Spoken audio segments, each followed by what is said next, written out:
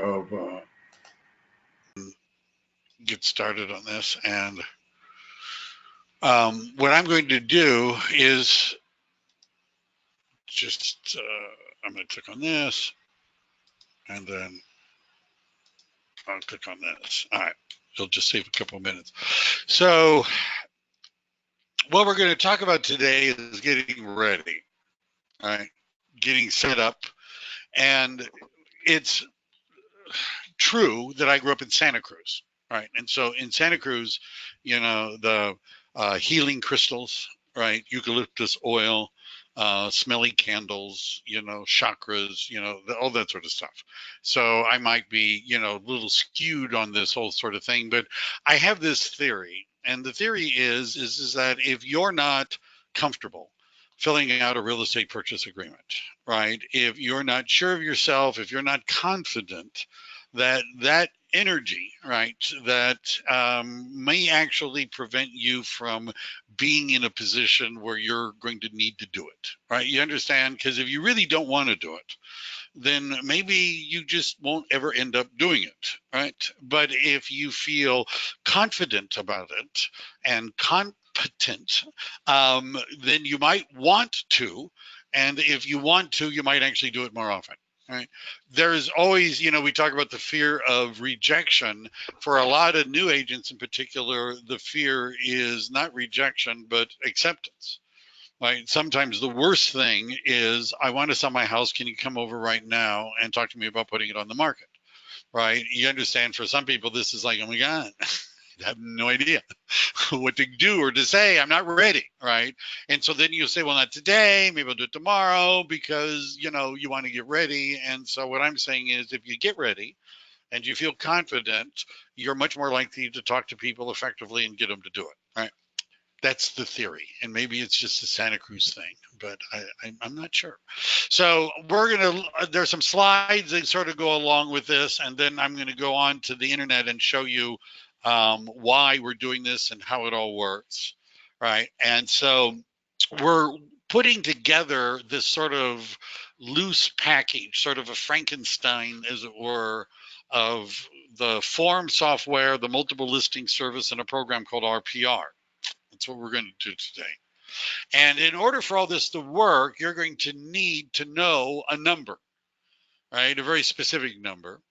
And that number is your NRDS number, right? Which you're going to get once you join the Association of Realtors, right? We're going to do that. We're going to talk about that. We're going to put it in the MLS. We're going to connect to the MLS. We're going to activate RPR if you haven't done that. And we're going to talk about templates. All right, does that sound like fun? Sounds like exciting, doesn't it? Now, your NRDS number, if you're saying to yourself, I do not know my NRDS number, well, you're not alone, right? Most real estate agents have not memorized the number.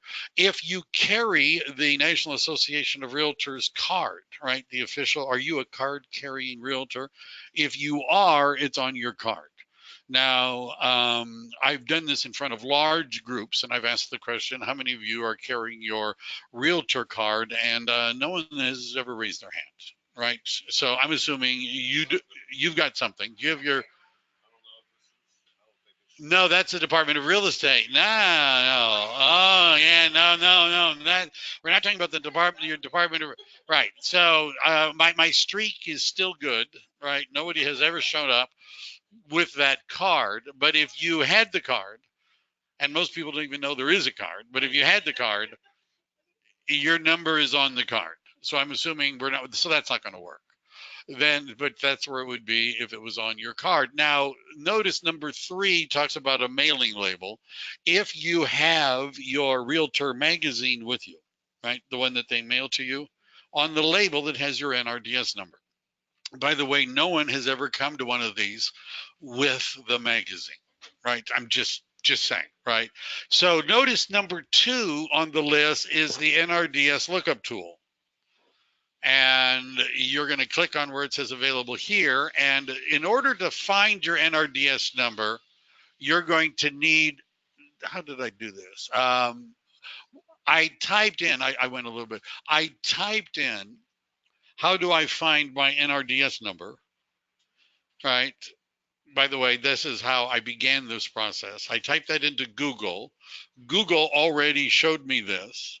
We went through what Google has told me, but notice number 2, there's a link to the NRDS ID lookup tool. And in order to find your NRDS number, you need to know 2 things: your last name and your Department of Real Estate license number. Now that you got, right? You got that, right? You got that card, right? You have to use it to log into the MLS. So when you do that, you put in your name, you put in your license number, and then it's going to show you your NRDS number, right? The I don't know. It looks like something like that. I never have looked it up on the label. So one of the slides, see here, that's it. That's your number.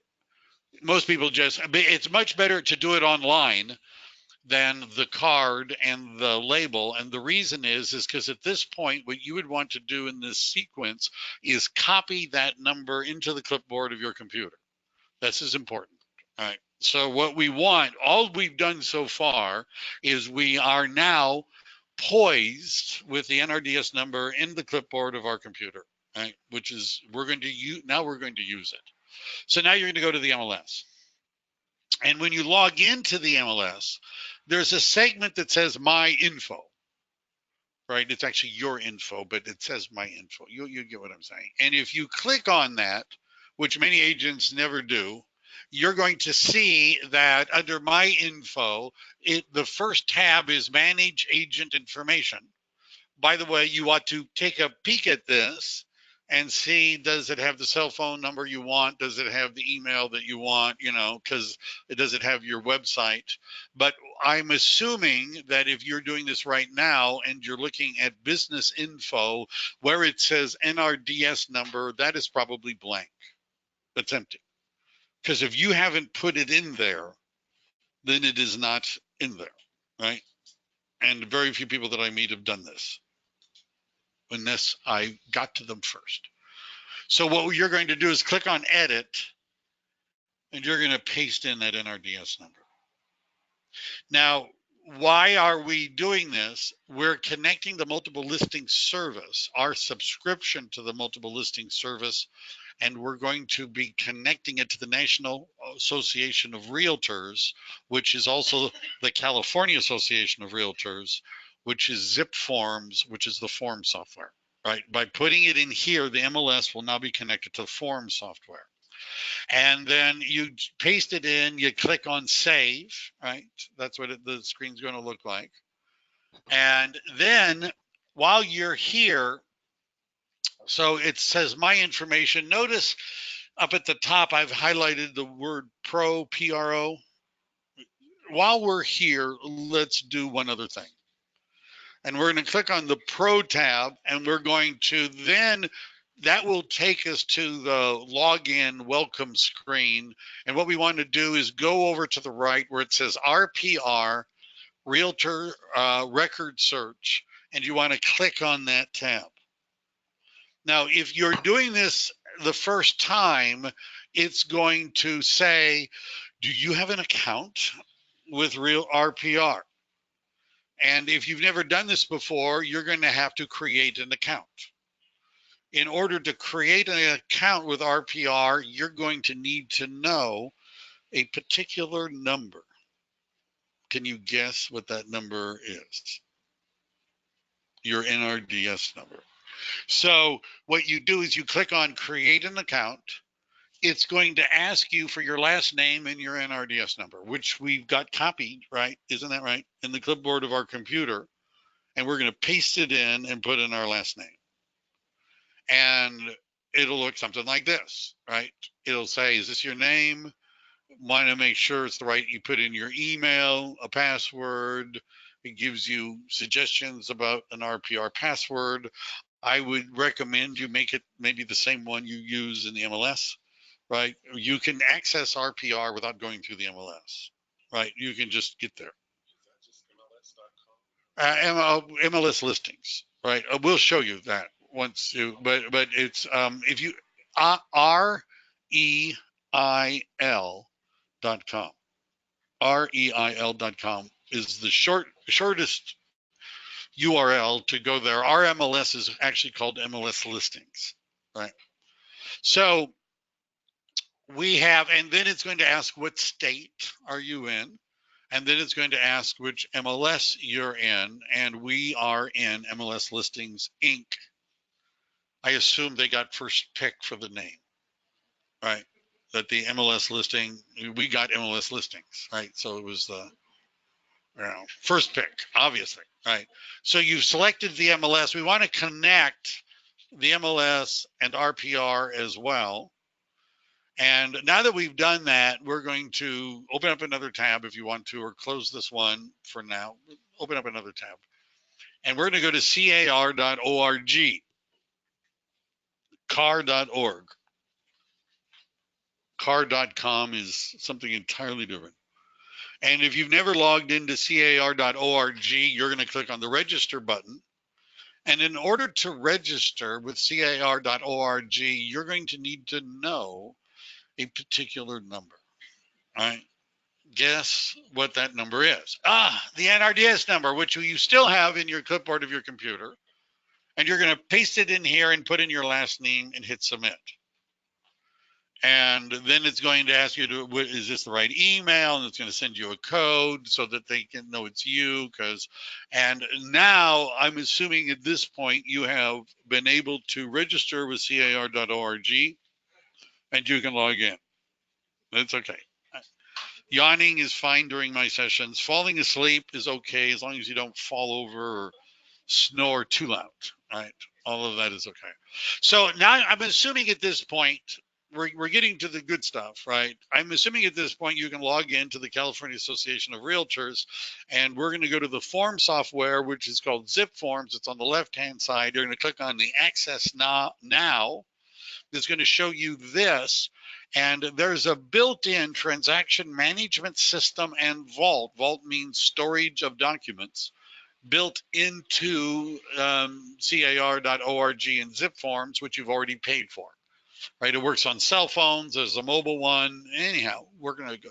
So once you've logged into ZipForms, the first thing you want to do is in the top right-hand corner, it says me, and notice my picture is there. And if you're doing this for the first time, there's no picture there. Now, does it matter if you have a picture there? And what it will do if you have a picture is some of the communications that come out of ZipForms will have your picture with it, right? For your clients. If your client, would that make them feel better, maybe, right, that they saw your picture? So you click on that and notice where mine says remove, but you will click on add photo, find your picture, upload the photo. You need a good professional photograph. Does anyone know that if you're do you know that if you're a member of the union, right, the Association of Realtors, that at their headquarters in San Jose, they have like a studio, and at no additional expense to you, because you're already, kind of paying for it, you can go there and they'll take professional photographs, one with a transparent background so you can hover over things, right? One with a white background, and they'll make a video of you. And if you're interested, I could help you with what you might want to say, and they'll give you the promotional video, and that's all included in your membership. Right. So if you don't have a professional photo, go get one. Right. And, get dressed up and go. Right. I'm going to go and do that again because I obviously need one. That was my high school graduation photo. This one. Yeah. So what we also want to do. So right now we're going to put the photo and then click on where it says profile and settings. And we're going to go in here, and notice I've left you guys with a paper trail of all this, right? And then we're going to log in and just see what it looks like in real time. And so this is the dashboard of ZipForms, and notice there's a button. This is in the profile section that says about me, and you're going to click on that. And again, it's going to give you a template where you're going to make sure the information is correct. At the bottom of this page is a place for you to create a email signature. right? I don't know, most people don't know that, right? And this is what would be included on all emails that are sent out as ZipForms by you. And it'll put in like your email, it'll put in a little bit of information, but you can put in a picture, right? You can put in a logo, you can put in your picture. Obviously, I wouldn't put my picture, but you might put in your picture, right? You can put in a hyperlink to a website, right? You can do all that. And then when you're done with all of that, checking the information, making sure your email signature is good, you click on save. And then we also want to go to offices. And what you just want to make sure is that your office information is there and up to date. Right? I'm just saying you should look at it because the National Association, they don't necessarily pull your office information directly into the form, right? Software. It might not say. It just might not, right? So check that, click on save, and then we're going to go to settings, and you might need to change the time zone. I think the default ZipForms is used throughout the United States. So I think that a default time zone is Mountain Time, right? So you might want to change that to Pacific Time, just the thought. And then save. And then if you scroll down that page, I guess I should have saved it later. One of the things that you're going to find on the list is a time interval for transaction autosave. Right now, as the default, that's probably turned off. I have it set so it auto saves every 5 minutes. I do that because I have forgotten to save a long, wordy addendum. I had written beautiful poetry, right? You know, I'd made it rhyme, even the addendum, and then something happened and it was gone, and I had to start all over, and the inspiration had already passed, right? So my every 5 minutes is automatically saves whatever I'm doing. Right? You can make it longer. I wish I could make it shorter. Right? I like that Google saves everything because I forget to. Then notice under template preferences, you want to make sure this box is checked. Import template data to transaction when template is applied. There's a reason for that. And the mortgage calculator, which appears in some of these things, you can put in a default interest rate. 3.5, 4, you know, maybe 4, why not? And then save it. So we've been to the profile, right? You did the about me page, make sure the office is right. You have an email signature. You went to the other settings page, you set the right time zone, it's auto saving now, and you're importing template data. Now we need a template. Right. And so when you close out of the profile, you're going to be looking at something that looks like this. And there's a button that says templates. And you're going to click on that button. And you're going to make a new template. And I've showed an example of what you're going to want at minimum by the time we're done. And what you want at minimum is a buyer template and a seller template, a listing template and a buyer template. Now you could create a lot of these. It's a different template for a probate purchase. It would be a different template for other kinds of a short sale. I mean, there's a whole bunch of things where you might change it, but this will be good enough. Trust me. All right. So we're going to create a new template. So you click on new. It'll be a new purchase or offer. We're going to do a buyer template first. And this is what you're going to see when you click on that. And so obviously we're going to pick residential and automatically apply this template to purchase residential new transactions. I would suggest that you do this automatically so that that template loads when you load it. It's not going to restrict you very much. You'll see what I mean. And if you want to select a template to make a template, so this is cloning the template. So let's say you wanted to have more than one buyer template, right? So you could take the first one and clone it and make another one. All right, you have to name it. Why not call your template buyer template? You know, if you can be more creative than me, I'm sure you can. call it something. So now we've got that residential. I did all, those are the things, right? I guess I did that. All right. And then save it. And now we have, and you're going to want to have also one for a seller, but, and then you would open it. So once you've created the template, we haven't done the seller one yet, but you're going to have a template that looks like this. If you click on the green R, or you click on the blue, you hover and the little blue thing appears. Those are the two ways to open a template, right? We're still working in templates.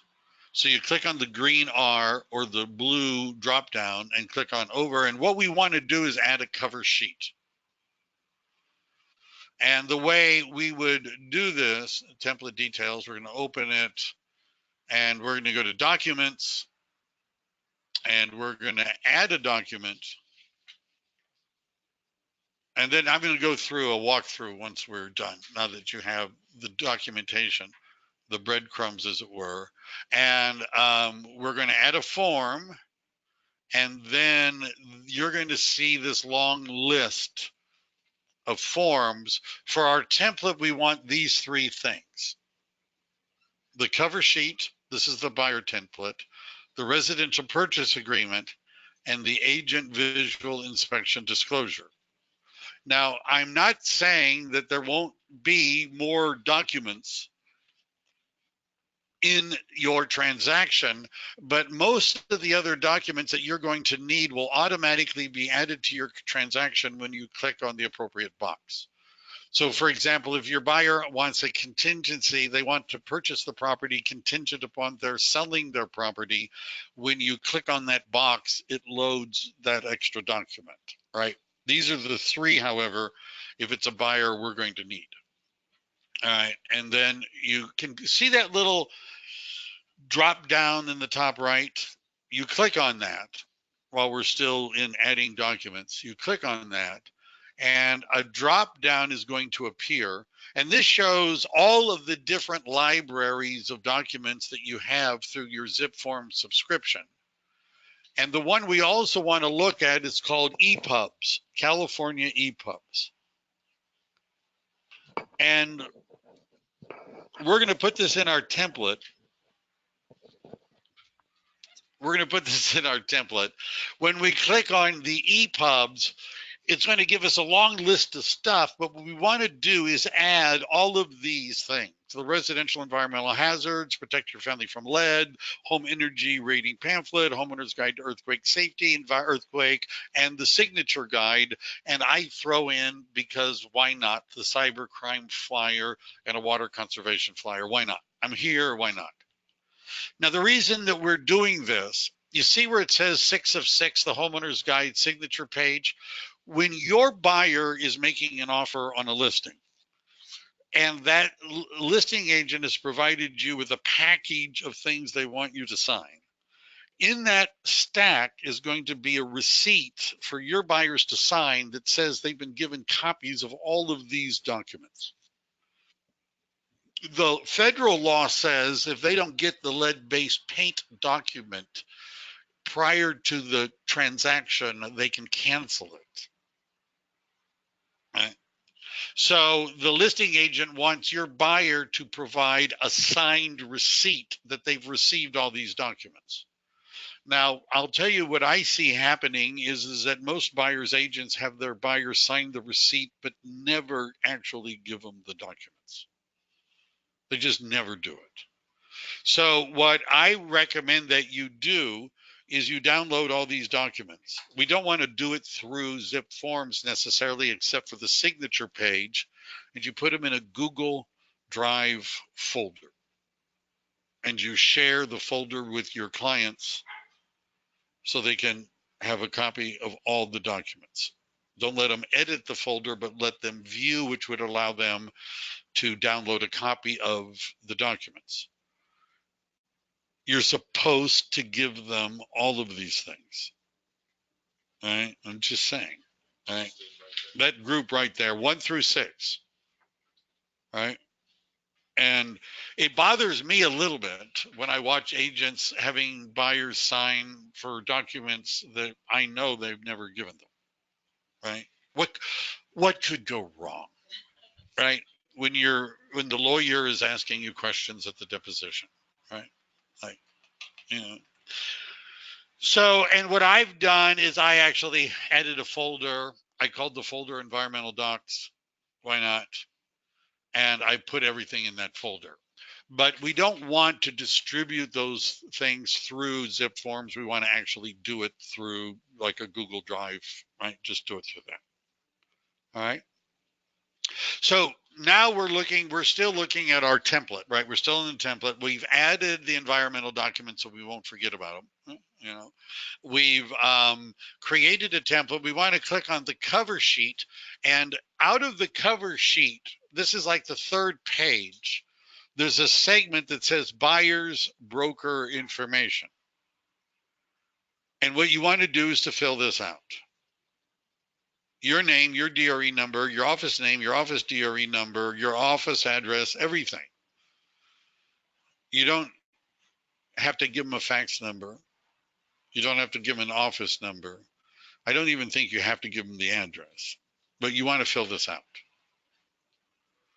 And then you're going to save it.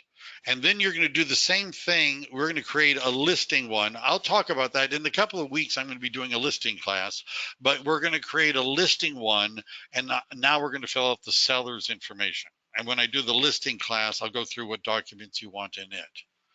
And by now you should be set up. So let's see how this works in real life. Would you like to see how this works in real life? So I have clients that are looking in Felton and Stockton. I might as well practice. And you, by the way, you will never need to know your NRDS number again, right? Understand? After this is done, that's it, right? That's all there ever was. All right. All right.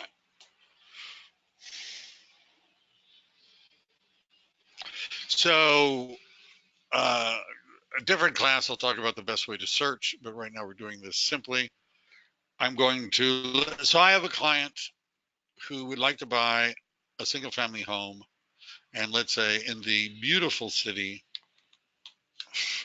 of Felton. And how many active listings are there in Felton? 19. Not all in his price range, but that's okay. I'm going to pick one, Zianti Road, Buckeye. I just like the name of Buckeye. Right? How about that one? So let's say my client, I'm showing them this beautiful home, and they want to buy it. All right. So they've said, yes, can we buy it? Can we write an over today? Right. And we'll talk about what do you say to them, but you would be saying something, are you interested in making an offer before somebody else does? So they say, yes, we're interested in buying this home. What you want to do is copy the multiple listing service number, the whole thing with the ML, the whole thing with the ML. All right. And so now what we're going to do is go to, I thought I was already there, but CAR.org. Oh, how about that? So we're going to go to CAR.org, and I use a program called LastPass, and LastPass remembers passwords. And the reason I do that, besides for sanity, so this is Monica's login to CAR.org. You'll notice up here it has the number 6. So I have, in addition to myself, 5 other logins. And the reason I do this is sometimes an agent that I'm working with needs something done, right? We need a addendum that says this right now. And although having a teaching session would be, I guess, useful, it might make more sense for me to just log into your thing and do it. You understand what I'm saying? Just log into your account and fix it. Then we can talk about learning later, right? So this is my login, right? Notice how painless that was. And we're going to access ZipForms. And then we're going to, just like the slideshow, we're going to validate it. We're always looking for validation. And then we're going to wait for it to load.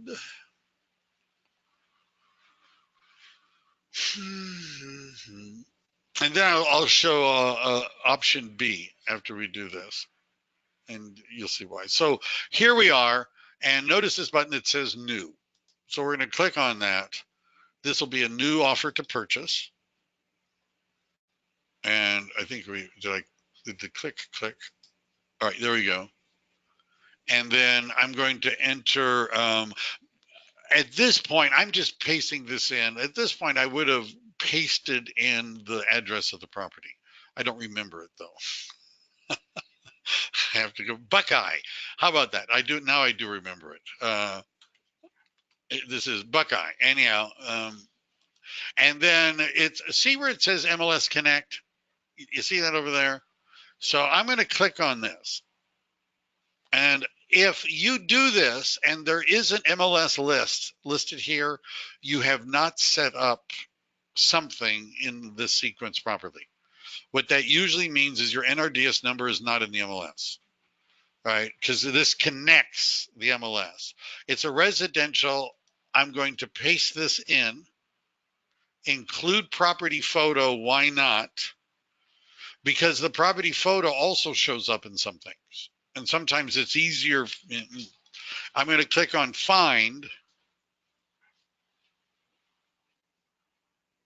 And then hopefully it finds it. There it is. Buckeye Drive has the picture, use listing. Go down here. Templates, I don't think I have mine set up for automatic. Yours would automatically have loaded the template. We're going to do this and click on save. And property type is required. I didn't do that. I was doing that to demonstrate. You have to click on everything. Anyhow, and then we're going to, and yours would automatically do that. I've never typed in a comment. I don't know why. And so now it's applying my template. So let's see, what do we have to begin with? So here is a summary of the transaction. If I click on parties to the transaction, it's imported the seller's name. It's imported the listing agent information. Because I put it in, it also has all of my information and the office information. I click on documents. Here is the cover sheet, the purchase agreement, your AVID. By the way, if you're showing property and you think your clients are even likely to want to write an offer, take some copies of the AVID with you and make notes during the showing, right? Because what will happen is you go look at 6 homes, they want to buy number 3. You write up the offer is accepted. Do you know what sometimes the listing agent wants? It's a copy of your agent visual inspection disclosure also, right? And so, and now you're like, I don't even remember, right? I don't even remember that house, right? You know, and then I've had agents go back to look at the house so they could do an AVID. Well, you were there, you know, and you see experienced agents showing homes with a piece of paper in their hand. They're like, right, you know, they're filling out an AVID. It doesn't actually have to be the form, but you get what I'm saying. Look at the form and what questions you're going to be asked to answer about that property later. Now, what's the big deal about this? So we've got the forms, including the environmental. If we click on the cover sheet, by doing the MLS import, it doesn't have our buyers' names, right? Which you could import, or you're going to have to put that in. So we're going to put in buyers' names like Billy Buyer, and we don't want to give them anything, them being the listing agent and the seller, any of this other information. Some of it would the buyer's address, if you fill it out, will auto-populate on some forms, and there's no reason to tell the listing agent the buyer's address. I'm just saying, right? So the only 2 things I fill out is their name and email address, right? If there's 2 buyers, you do both. Notice the name of the seller has been auto-populated. Notice all that information, including the assessor's parcel number, has been auto-populated, right?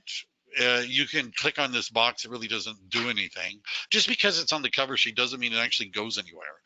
And then notice all of my office information is already here because I put it in the template and I applied the template. If you don't do this, every time you write an offer, you're going to have to type out the name of your office address. You're going to have to look up your broker's DRE number. You know, you remember yours because you have to put it in to get into the MLS, but you don't remember his or hers. You know, you have no idea, right? And that's no way to do it. So all of that information is already there. All the information about the property is already there. All the listing agent information is already there. So now all I have to do is know, well, what price are we offering and what are some of the other terms, right? If this is set up, then 80%, 90% of the time, at least for me, that it would take to write an offer is already done, right? All the time consuming data entry is already done, automatically already loaded, and you're ready to go. What I would recommend that you do is to create yourself as a buyer. You can change your name. This isn't going to go anywhere. And go through the process and send yourself a contract for e-signatures. And I've been asked, no, that doesn't mean you really have to buy the house, nor is it illegal to do this, so that you can go through and see what your client is going to see when they get that e-signature, right? And use MLS Connect, make sure it works. It saves a whole lot of time, all right? So I'm going to click on save. Why not? I'm not really keeping this transaction. So let's look at plan B. Does this make sense? All right. One of the other things we might want to do, and this is if you're like I'm showing property tomorrow, I might actually be showing this property. If I'm showing property, in addition to other things that we'll go over, I'm going to take the address of the property and copy it. And I'm going to go here to RPR, the record search. And this is, I don't want to spend a lot of time, but I'd like to know something. And by the way, if you're doing open houses, you would do this on the open house. In fact, my assistant, who some of you have already talked to, Ra, right, before, actually does this. When you do an open house on my team, we're going to create a folder that has the name of the property, and in the folder is going to be stuff, right? Now, it's good for you to learn how to find that stuff on your own, but I would rather that you have the stuff than be learning and not have the stuff, right? And part of the stuff is we're going to just drop that in and hit submit, right? We're going to have RPR find the property. RPR thinks this property is worth $751,000, right? And it's listed for $699. Notice that's right under 7. So I had last week I wrote an offer on a property in Blossom Valley. It was listed for $980. We offered 1.1. We were told our offer wasn't the highest among the multiples. We went up, by 15,000 and still didn't get it. So the agent was deliberately listing it low. Now, if you're showing a house and you're not a seasoned agent, how do you know if they're doing this low or not? How about just look at RPR, right? Now, RPR isn't dead on perfect, but notice they even tell you what their confidence range is. 5 stars are pretty good. I was helping an agent with one and there was like 2 stars, and that means they have no idea what it's worth. Right. And it says that it went down a little bit. It's changed a little bit. And what you also want to do, you see where it says view details? If you click on that, and I, by the way, print this out. By printing it out, I mean I don't often print it out. Sometimes I print it out and give it to the buyer when we're showing homes.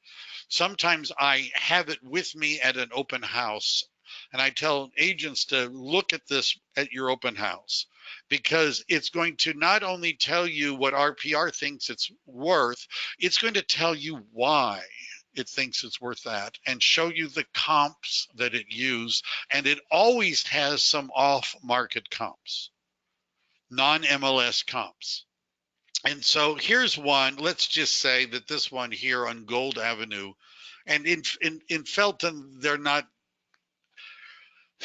standard houses, right? These aren't tract homes, but sometimes I've seen a perfect square foot year built bedroom bathroom match that sold recently as that property that was not on the MLS. Do you understand that at least 15% of all sales in Santa Clara County do not go through the multiple listing service?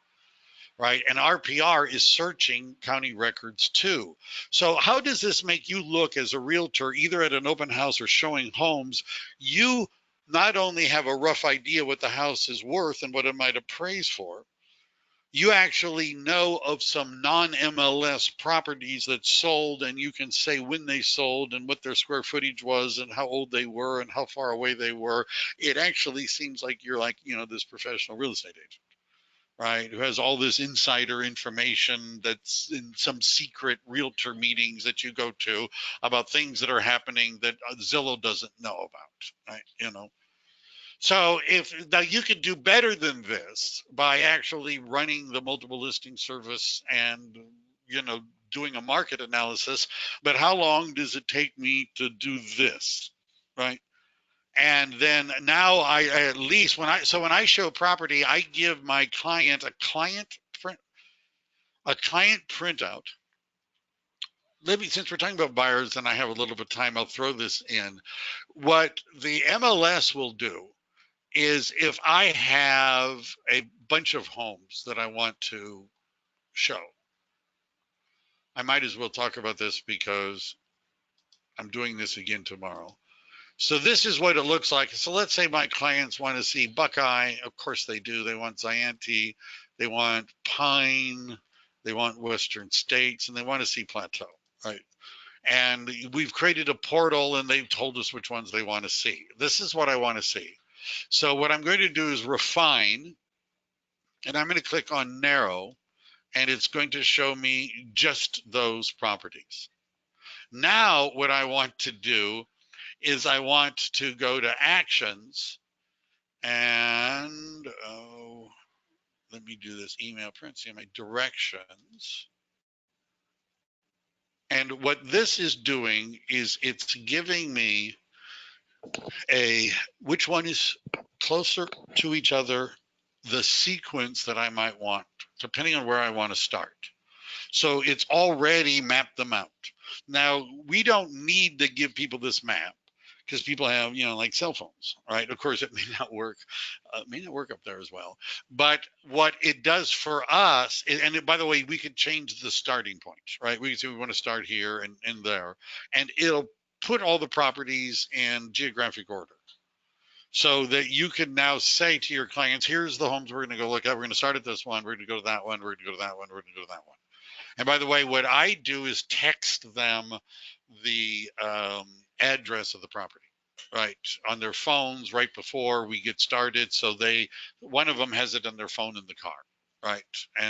But you also could create a Google Calendar and have each one in the Google Calendar, but then they don't always want to see them. But this is a useful thing to do while you're in here, right?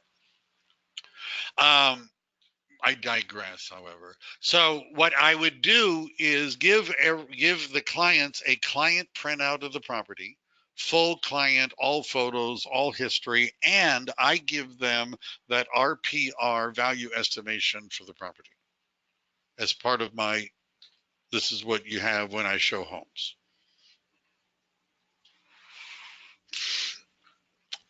Just saying.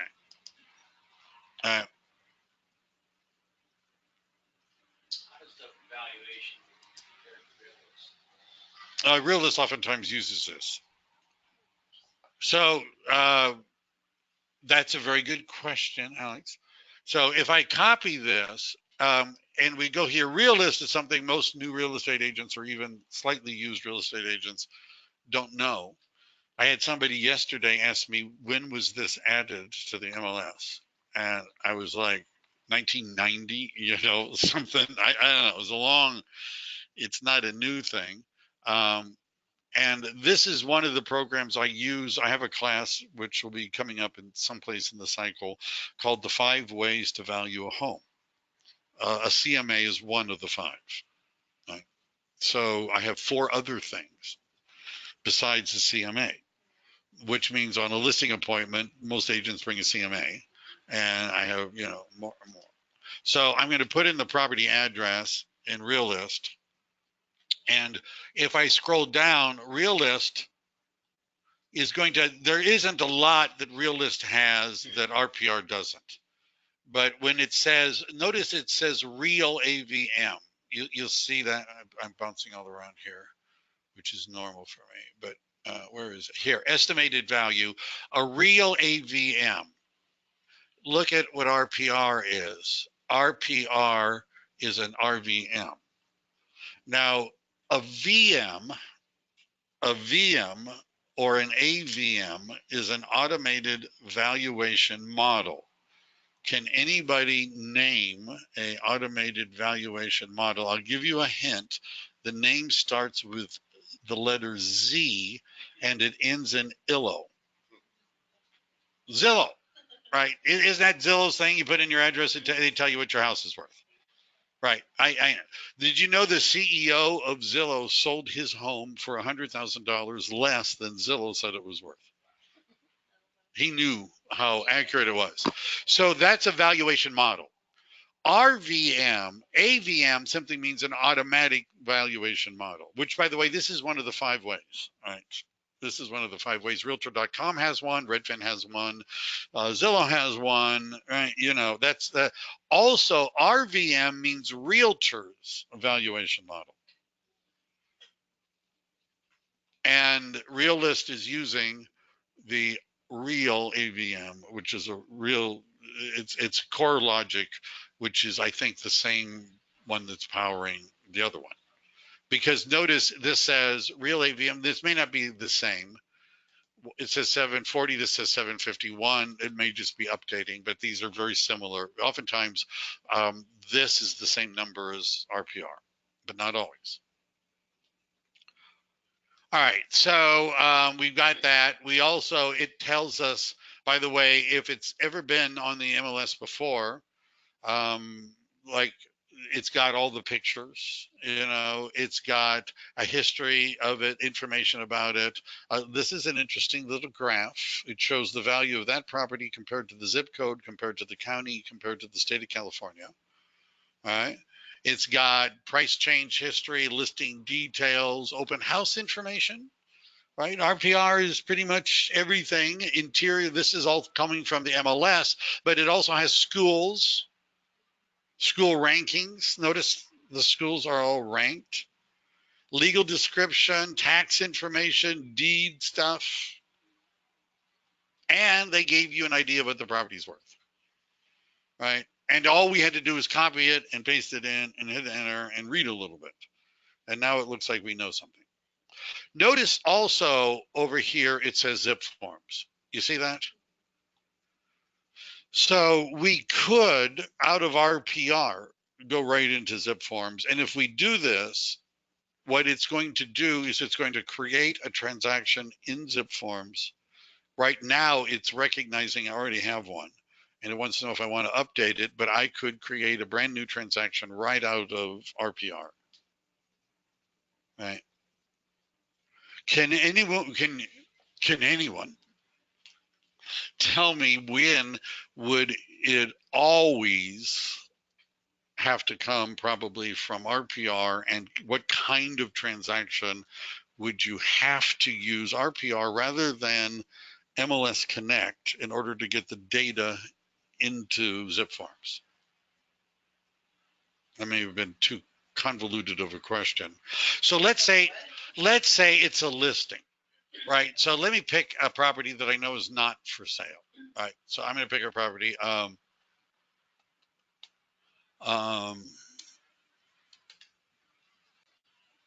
16995 Malaga Drive. No, that's not where I live.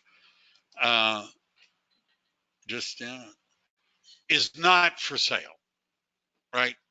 So RPR will find information on anything. So let's say I have a listing appointment on 16995 Malaga Drive tonight, and I want to auto-populate the listing forms. I can't use MLS Connect because this home is not in the MLS. Right? You understand? The only homes that are in the MLS are the homes for sale. The ones that aren't for sale are not in the MLS, so I can't import from the MLS. However, I can import from RPR. And RPR knows the name of the seller, knows the legal address, the legal description, knows the APN number, knows a whole bunch of stuff, right, that we would want to know. So when we create our listing template and we fill out the listing information, our office, ourselves, and we put in the listing agreement and the listing documents, then we can connect RPR right to ZipForms, have it auto-populate the forms, and it takes just a few minutes to do a listing. Just takes a few minutes. All right, and you ought to practice doing this stuff, right? You ought to practice, because I think that if you got good at it, you'd want to show people how good you were at it. And if you know you're bad at it, you might not want to show people that you're bad at it. You see where I'm going with this. I'm back to the crystals and the eucalyptus oil and all that stuff. All right. So as we go through, what we're going to do next week is talk about how to fill out the purchase agreement. Right. So what we've done at this point is we found a listing, we imported the MLS information, we've applied our template. Now what? All right. And what do you do to fill out the contract? And we're going to spend a couple of weeks going over that.